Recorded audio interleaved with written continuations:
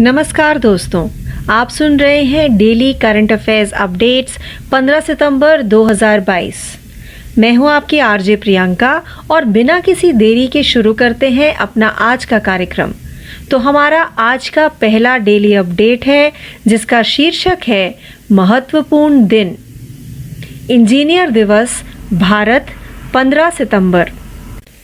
भारत रत्न मोक्षगुंडम विश्वेश्वरैया के जन्मदिन 15 सितंबर को भारत में इंजीनियर दिवस के रूप में मनाया जाता है। सर एम विश्वेश्वरैया ने इंजीनियरिंग और शिक्षा के क्षेत्र में महत्वपूर्ण योगदान दिया। उन्हें आधुनिक भारत के बांधों, जलाशयों और जल विद्युत परियोजनाओं के निर्माण में महत्वपूर्ण भूमिका निभाने वाले महान राष्ट्र निर्माताओं में से एक माना जाता है। सर एम विश्वेश्वरैया ने कर्नाटक में कृष्णा राजा सागर बांध और हैदराबाद की बाढ़ सुरक्षा प्रणाली सहित मुख्य अभियंता इंजीनियर के रूप में कई वास्तुशिल्प चमत्कारों के निर्माण की देखरेख की। आइए बढ़ते हैं अब अपने दूसरे डेली अपडेट की तरफ जिसका शीर्षक है विविध। अपर केस ने जसप्रीत बुमराह को ब्रांड एम्बेसडर के रूप में नामित किया।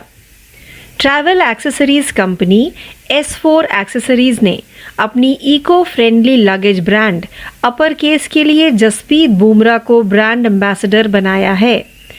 बुमराह को अगले 2 साल के लिए साइन किया गया है। एक प्रेस विज्ञप्ति में कहा गया है कि सभी प्रारूपों में उनका असाधारण खेल उन्हें ब्रांड का प्रतिनिधित्व करने के लिए एकदम फिट बनाता है। अभियान नेवर ऑर्डिनरी क्रिएटिव की एक श्रृंखला में फैला होगा जिसे इस तरह से बुना गया है जो अपर केस के बैग की विशेषताओं और यूएसपी को बताता है। फिल्में अपर केस के बैग को एक आदर्श रोजमर्रा के साथी के रूप में प्रदर्शित करेंगी जो प्रकृति में पर्यावरण के अनुकूल है। आइए बढ़ते हैं अपने तीसरे डेली अपडेट की तरफ जिसका शीर्षक है महत्वपूर्ण दिन। अंतर्राष्ट्रीय लोकतंत्र दिवस 15 सितंबर। अंतर्राष्ट्रीय लोकतंत्र दिवस जिसे विश्व लोकतंत्र दिवस के रूप में भी जाना जाता है हर साल 15 सितंबर को मनाया जाता है। अंतर्राष्ट्रीय लोकतंत्र दिवस का एक मुख्य उद्देश्य सरकारों को लोकतंत्र को मजबूत करने के लिए प्रोत्साहित करना है। मानव अधिकारों के संरक्षण और प्रभावी प्राप्ति के लिए लोकतंत्र आवश्यक है। अंतर्राष्ट्रीय लोकतंत्र दिवस 2022 का विषय लोकतंत्र, शांति और सतत विकास लक्ष्यों को पूरा करने के लिए मीडिया की स्वतंत्रता का महत्व है। आइए बढ़ते हैं अपने चौथे डेली अपडेट की तरफ जिसका शीर्षक है अर्थव्यवस्था। ब्लू एनर्जी मोटर्स ने शुरू किया भारत में पहला LNG ट्रक मैन्युफैक्चरिंग प्लांट।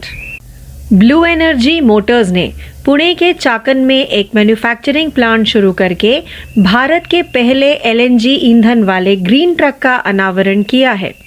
इस प्लांट का उद्घाटन केंद्रीय सड़क परिवहन और राजमार्ग मंत्री नितिन गडकरी ने किया। ब्लू एनर्जी मोटर्स के ट्रक लिक्विड नेचुरल गैस से चलने वाले लंबी दूरी तक चलने में सक्षम और हैवी ड्यूटी वाले ट्रक होंगे। इस अवसर पर गडकरी ने कहा कि LNG भविष्य का ईंधन है जो किफ़ायती और आर्थिक रूप से व्यवहार्य है। उन्होंने कहा कि ये ट्रक परिवहन में शामिल लॉजिस्टिक लागत को कम करेंगे। आइए बढ़ते हैं अपने 5वें डेली अपडेट की तरफ जिसका शीर्षक है बैंकिंग। HDFC बैंक ने अपने ग्राहकों के लिए खोली नई SMS बैंकिंग सुविधा। HDFC बैंक ने 24 घंटे कहीं से भी अपने ग्राहकों के लिए SMS सेवा शुरू की है। HDFC बैंक SMS बैंकिंग के साथ आप खाते की शेष राशि और सारांश की जांच कर सकते हैं, ऋण के लिए आवेदन कर सकते हैं, अपने क्रेडिट कार्ड का प्रबंधन कर सकते हैं। यदि आप 7308080808 पर SMS भेजकर पंजीकरण करते हैं तो आप तुरंत SMS बैंकिंग का उपयोग कर सकेंगे। यदि आप एसएमएस बैंकिंग के लिए पंजीकरण करने के लिए आवेदन पत्र भरते हैं तो पंजीकरण प्रक्रिया पूरी करने के लिए आपको अपना आवेदन पत्र जमा करने के समय से 4 कार्य दिवस लगेंगे। नेट बैंकिंग प्लेटफॉर्म पर नया एसएमएस बैंकिंग पंजीकरण उपलब्ध नहीं है। आइए बढ़ते हैं अपने 6वें डेली अपडेट की तरफ, जिसका शीर्षक है राज्य। त्रिपुरा ने भारत का पहला जैव ग्राम स्थापित किया।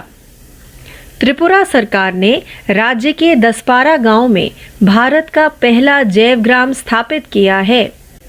राज्य सरकार द्वारा विकसित बायो विलेज 2.0 की अवधारणा को सतत विकास लक्ष्यों को प्राप्त करने के लिए सर्वोत्तम प्रथाओं में से एक के रूप में मान्यता दी गई है।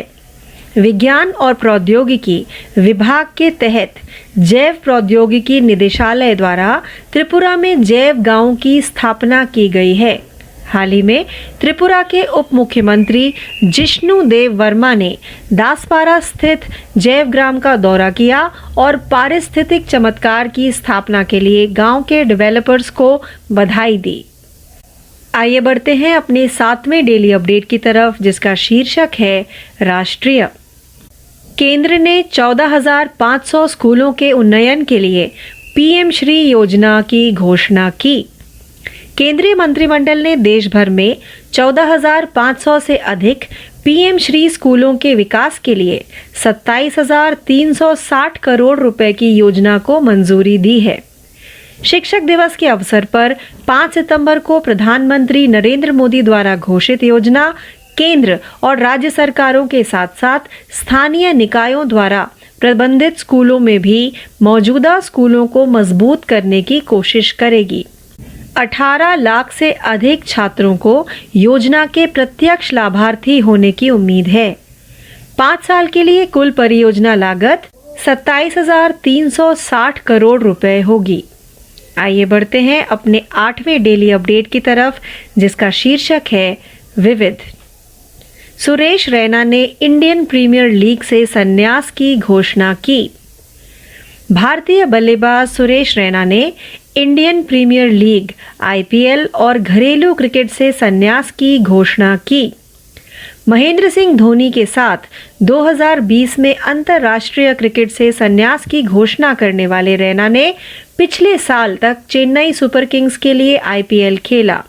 अपने लंबे और शानदार करियर में रैना ने 13 साल के अंतर्राष्ट्रीय करियर में भारत के लिए 18 टेस्ट, 226 एक दिवसीय, 78 टी20 में भाग लिया। उन्हें कुछ समय के लिए टीम की कप्तानी करने का भी सम्मान मिला। रैना ने 226 वनडे में 5,615 और 78 टी20 में 1,605 रन बनाए। आइए बढ़ते हैं अपने 9वें डेली अपडेट की तरफ, जिसका शीर्षक है रैंक और रिपोर्ट। डिजिटल इंडिया मिशन ई अभियोजन पोर्टल के उपयोग में उत्तर प्रदेश अव्वल। उत्तर प्रदेश 9.12 मिलियन मामलों के साथ डिजिटल इंडिया मिशन के तहत केंद्र सरकार द्वारा प्रबंधित ई अभियोजन पोर्टल के माध्यम से मामलों के निपटान और प्रविष्टि की संख्या में शीर्ष पर है। अगस्त के अंत तक के आंकड़ों के अनुसार मध्य प्रदेश 2.31 मिलियन के साथ दूसरे स्थान पर और बिहार 8,59,000 के साथ, गुजरात 4,87,000 के साथ और छत्तीसगढ़ 3,83,000 मामलों के साथ दूसरे स्थान पर रहा। लगभग 4,70,000 प्रविष्टियों के साथ इस पोर्टल पर ऑनलाइन मामलों के निपटान में यूपी शीर्ष पर है। इसके बाद मध्य प्रदेश के लिए 1,70,000 और गुजरात के लिए 1,25,000 है। आइए बढ़ते हैं अपने 10वें व अंतिम डेली अपडेट की तरफ, जिसका शीर्षक है अर्थव्यवस्था।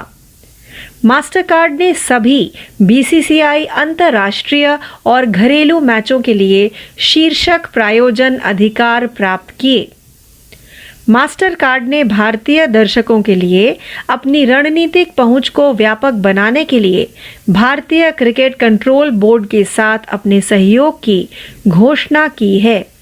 इस एसोसिएशन के दौरान मास्टर कार्ड घरेलू मैदानों पर आयोजित सभी अंतर्राष्ट्रीय मैचों, महिला और पुरुष दोनों, बीसीसीआई द्वारा आयोजित ईरानी ट्रॉफी, दिलीप ट्रॉफी और रणजी ट्रॉफी जैसे घरेलू क्रिकेट मैचों के साथ साथ भारत में आयोजित सभी जूनियर क्रिकेट, अंडर 19 और अंडर 23 मैचों के लिए टाइटल प्रायोजक होगा। इस प्रायोजन और इसके आसपास की गतिविधियों का उद्देश्य देश भर के क्रिकेट प्रेमियों के साथ मास्टर कार्ड के संबंध को बढ़ाना है। तो इस डेली अपडेट के साथ ही हमारा आज का कार्यक्रम डेली करंट अफेयर्स अपडेट 15 सितंबर 2022 यहीं समाप्त होता है। ज़्यादा जानकारी के लिए जुड़े रहिए। मैं हूं आपकी आरजे प्रियंका। धन्यवाद।